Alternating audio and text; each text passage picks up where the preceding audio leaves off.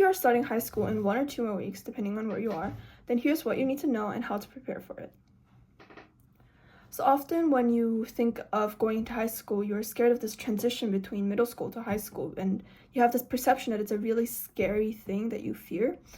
But I've spoken to an IB instructor, and here's what I know. It's not really the assignments that are increasing in difficulty specifically. It's more of that the teachers are looking at a stricter rubric when grading our assignments.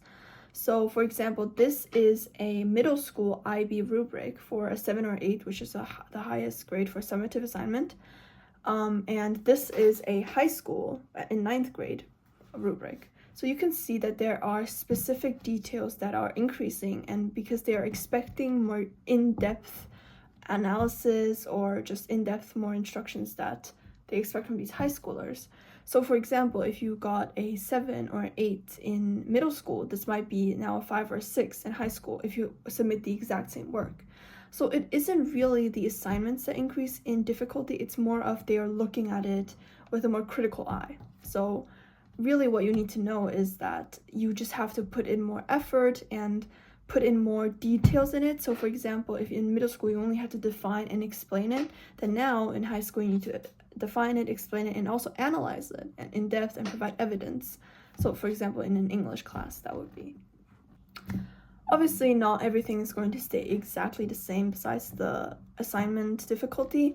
I will definitely say that there was a noticeable change in workload, but that is because I took AP courses, and if your school offers them starting from high school, you might be able to choose your own electives like honors courses or AP courses, and which are known to be designed to be more rigorous and imitate a first-year college introductory course.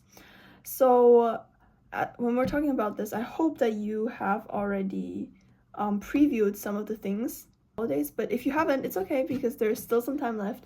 You can go onto College Board, for example, and look at the specific class you're taking if you're taking an AP, and then you can look at the units that it covers. If you're taking honors courses, I'm sure there are some websites that will help you and assist you with that.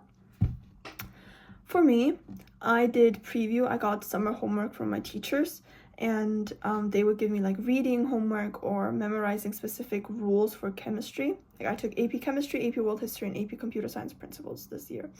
If you want me to make more videos on those 3 classes, then let me know in the comments if you're also taking them. For me, what helped me is that I got the Princeton review textbooks, and they are really in depth and they give you like full-on unit review covers. So it is really helpful. However, people often misuse the actual, like the textbooks. They think that if you just read through it, you'll be able to ace the class. But a textbook is supposed to guide you through the course, not, you shouldn't rely only on the textbook itself, because you will learn it in class and then review it at home. It is also really helpful because it has practice exams in it, so you can use that to practice or prepare for your mock exam. My school offers a mock exam for the AP exam, or just to practice and prepare for the actual AP exam in May. You can also take online courses and tuition lessons. I took online courses on my computer, and it was really helpful because it gave me an insight into the class, and I was ready to go and had like a head start with my other classmates. Also, this is the #1 mistake that you would do if you go into a AP course, and that is to search up hardest AP courses, hardest honors courses, because it'll only discourage you from taking it. For me, like an actual example, I was interested in chemistry, but when I searched online, everybody said you're supposed to take AP chemistry in like junior year, 11th or 12th grade, and it was a really scary thing, and I felt like I wouldn't be able to do good in this class because it was such a hard and rigorous course rated by the other students. However, as I took the exam and took the class, it was actually very enjoyable, and it's become one of my favorite courses. So do not believe these subjective views on the internet. You shouldn't go ask upperclassmen, was this hard, was it not? And because they'll all be very subjective. You could literally ask my best friend and she'd be like, do not take AP chemistry, it's the worst thing ever, you're gonna fail the class. But if you were to ask me, I would say absolutely take it. It's the best course ever. It's really interesting. So it's super subjective. What you can ask upperclassmen or other students that have taken the course is, for example, the workload. How much work does the teacher give? What's their teaching style if the teacher remains the same? If the assignments in class are more project-based or like a written exam, and any recommendations for textbooks or like online resources that help you to study for the exam. And these are really helpful because it allows you to prepare for the specific teaching style of the teacher.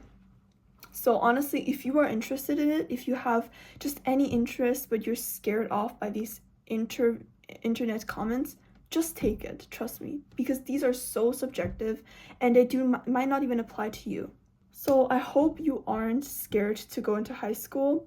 If you are scared, honestly, just romanticize this process. Think of yourself as this main character that's going on a new chapter in life. And in a way, you can help romanticize it by doing some back-to-school shopping, which is super fun. If you want a video on that and see what I bought, of course, you can let me know in the comments. Also, let me know if you want to see me giving some study tips for the specific classes that I took, AP Chemistry, AP World History, and AP CSP. And yeah, I will try to link any resources for helping, and Khan Academy is also really helpful. So I hope this video was helpful to you, and if you want any other tips or tricks or any other explanations, please let me know in the comments. And I'm very new to this thing, so thank you so much for watching.